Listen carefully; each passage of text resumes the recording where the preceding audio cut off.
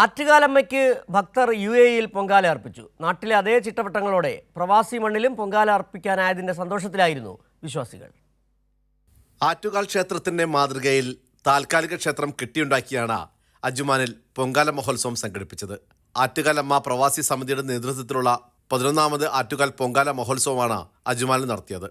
ഭഗവതി സേവയോടെയാണ് പരിപാടികൾക്ക് തുടക്കമായത്. തുടർന്ന് ഭജൻ, അത്താഴ സദ്യ എന്നിവ നടന്നു. പൊങ്കാല അരിസമർപ്പണവും തുടർന്ന് ലളിതാ സഹസ്ര നാമലക്ഷാർച്ചനയും താലപ്പൊലി ഘോഷയാത്രയും ശുദ്ധപുണ്യാഹവും അരങ്ങേറി.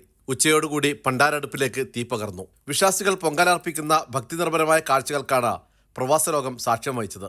2 ദിവസങ്ങളിലായി നടന്ന പൊങ്കാല മഹോത്സവത്തിന് മുൻ ശബരിമല ആറ്റുകാൽ മേൽശാന്തിയായ ബ്രഹ്മശ്രീ ഗോശാല വിഷ്ണു വാസുദേവൻ നമ്പൂതിരി മുഖ്യ കാർമ്മികത്വം വഹിച്ചു. ഞങ്ങൾ കഴിഞ്ഞ 11 വർഷമായിട്ട് ഈ പൊങ്കാല മഹോത്സവം നടത്തുകയാണ്. ആദ്യമായിട്ടാണ് ഒരു ഇൻഡിവിജ്വൽ പൊങ്കാല നടത്തുന്നത്. കാരണം എല്ലാ പ്രാവശ്യവും അരി സമർപ്പണമാണ് നമ്മൾ നടത്തിക്കൊണ്ടിരിക്കുന്നത്. ആറ്റുകാലമ്മ പ്രവാസി സേവാ സമിതിയുടെ ആഭിമുഖ്യത്തിൽ വർഷങ്ങളായി പൊങ്കാല നടത്തി വരുന്നു. ഇവിടെ കാണുന്ന ജനക്കൂട്ടവും മറ്റ് എല്ലാ പൂജാകാര്യങ്ങളും അതേ അനന്തപുരിയിൽ നടക്കുന്ന അതേ മാതൃകയിൽ തന്നെയാണ് നടക്കുന്നത്. എല്ലാവരും ആഗ്രഹിക്കുന്നത് ഈ മണ്ണിൽ ഒരു പൊങ്കാല ഇടുക എന്നുള്ളതാണ്. അത് ഇന്ന് ഞങ്ങൾക്ക് സാഫല്യമായി.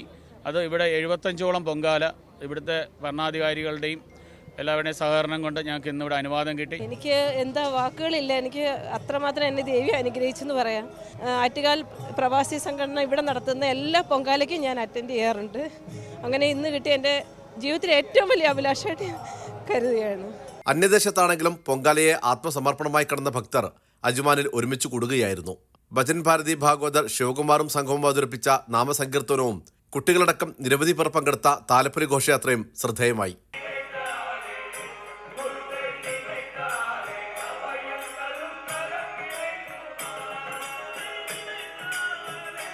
T Jamaluddin, Kairali news, Dubai.